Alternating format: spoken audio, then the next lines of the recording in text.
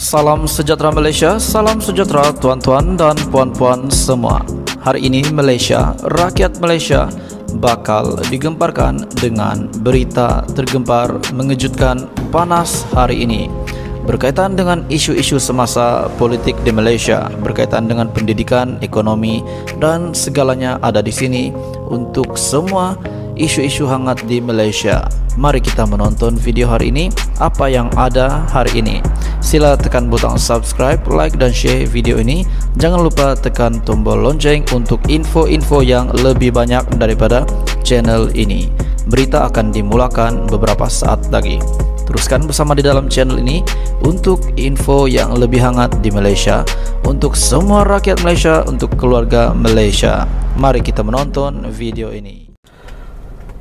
Tuan-tuan dan puan-puan, salam sejahtera semua. Hari ini kita telah melihat, baru-baru ini KJ telah membuat kenyataan bahwa beliau ingin memimpin parti ini, yaitu UMNO, dan ingin memimpin Malaysia, ingin memimpin rakyat Malaysia. Pendek kata, beliau ingin menjadi pemimpin UMNO dan juga Perdana Menteri. Beliau mempunyai hasrat untuk menjadi Perdana Menteri. Baru-baru ini saya ada buat berkenaan dengan konten ini, berita ini yang mengatakan Khairy Jamaluddin ingin menjadi Perdana Menteri. Namun tuan-tuan dan puan-puan, menurut hemat saya, untuk masa terdekat ini sudah pasti beliau mungkin belum lagi dapat menjadi Perdana Menteri. Sebab kita sudah tahu setiap pakatan-pakatan ini, setiap gabungan politik di Malaysia, parti politik di Malaysia, contohnya Pakatan Harapan akan menjadikan ketua pembangkang ataupun presiden pengurusi Pakatan Harapan Anwar Ibrahim sebagai calon Perdana Menteri.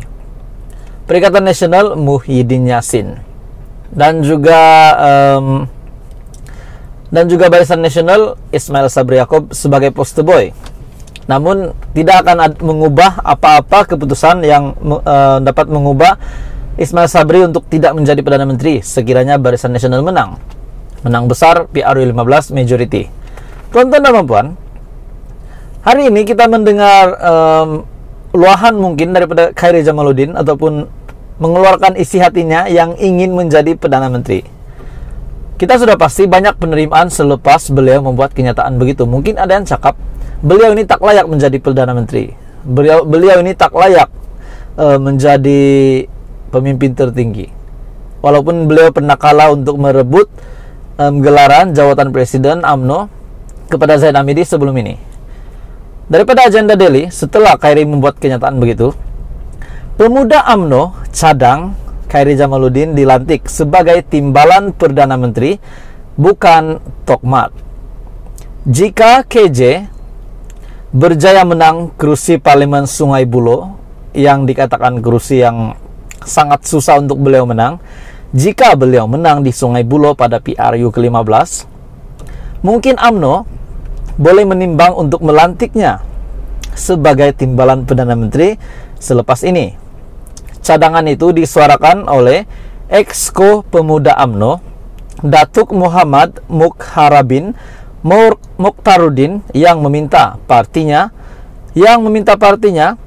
menimbang untuk melantik Khairy menjadi timbalan Perdana Menteri TPM dan menjadi pemimpin nombor 2 negara, dan bukannya timbalan Presiden Datuk Seri Muhammad Hassan atau dikenali sebagai Tokmat. Saya percaya seandainya ini dapat dijanjikan, rakyat Malaysia dan pengundi muda khususnya akan melihat sebuah jaminan perubahan besar seperti perubahan besar Parti UMNO dan Barisan Nasional. Ismail Sabri menjadi Perdana Menteri, KJ menjadi timbalan Perdana Menteri, bukan Tokmat. Nah, ini cadangan daripada Exco Pemuda UMNO sendiri. Kalau kamu setuju dengan cadangan beliau, Anda boleh komen. Jika tak setuju pun, tak komen pun tak apa. Beliau berkata, saya percaya seandainya ini dapat dijanjikan, rakyat Malaysia dan pengundi muda khususnya akan melihat sebuah jaminan perubahan besar Parti UMNO dan Barisan Nasional. Saya melihat bagaimana Khairy begitu diterima orang di Sungai Buloh. Seolah-olah kini hanya Sungai Buloh saja yang ada pilihan raya. Ini jelas kenapa KJ diterima oleh setiap golongan lapisan masyarakat. Ini adalah kerana kejayaan luar biasa beliau di setiap kementerian yang ditunjanginya. Untuk rekod, secara tradisinya, seorang timbalan Perdana Menteri yang dilantik dalam kerajaan adalah individu yang memegang jawatan timbalan presiden dalam sebuah parti tersebut. Selain itu, Mukharabin juga berkata, orang muda mahu melihat perubahan landscape politik dalam setiap parti. Itu sudah pasti, kita mau melihat perubahan. Pemimpin baru, kerajaan baru, kita kena lihat perubahan yang dapat memikat hati rakyat. Justru Barisan Nasional perlu berani menonjolkan dinamik dengan memberi ruang kepada pemimpin muda seperti KJ. Jadi tonton teman-teman, jika Anda setuju dengan kenyataan ini, KJ menjadi timbalan Perdana Menteri, Anda boleh komen. Kalau saya tonton teman-teman, kalau kamu tanya saya setuju juga. Saya setuju juga. Sebab KJ ini kita dapat lihat beliau ini mempunyai satu potensi untuk menjadi seorang pemimpin. Kalau menjadi Perdana Menteri mungkin belum lagi masanya. Tetapi beliau ada menyatakan bahwa beliau ingin menjadi Perdana Menteri dan sedikit masa lagi beliau boleh menjadi Perdana Menteri, dan kita dapat melihat betapa yakin dan optimisnya beliau ingin menjadi Perdana Menteri. Jadi jika Anda sokong KJ menjadi timbalan Perdana Menteri, Anda boleh komen. Jika Anda tidak sokong pun tidak apa, Anda boleh komen juga. Ismail Sabri menjadi Perdana Menteri, KJ menjadi timbalan Perdana Menteri, bukan Tokmat. Ini cadangan daripada Exco Pemuda UMNO sendiri. Kalau kamu setuju dengan cadangan beliau, Anda boleh komen. Jika tak setuju pun, tak komen pun tak apa. Beliau berkata, saya percaya seandainya ini dapat dijanjikan, rakyat Indonesia dan pengundi muda khususnya akan melihat sebuah jaminan perubahan besar parti UMNO dan Barisan Nasional. Saya melihat bagaimana Khairi begitu diterima orang di Sungai Buloh. Seolah-olah kini hanya Sungai Buloh saja yang ada pilihan raya. Ini jelas kenapa KJ diterima oleh setiap golongan lapisan masyarakat. Ini adalah karena kejayaan luar biasa beliau di setiap kementerian yang ditunjanginya. Untuk rekod, secara tradisinya, seorang timbalan Perdana Menteri yang dilantik dalam kerajaan adalah individu yang memegang jawatan timbalan presiden dalam sebuah parti tersebut. Selain itu, Mukharabin juga berkata, orang muda mahu melihat perubahan landscape politik dalam setiap parti. Itu sudah pasti, kita mau melihat perubahan. Pemimpin baru, kerajaan baru, kita kena lihat perubahan yang dapat memikat hati rakyat. Justru Barisan Nasional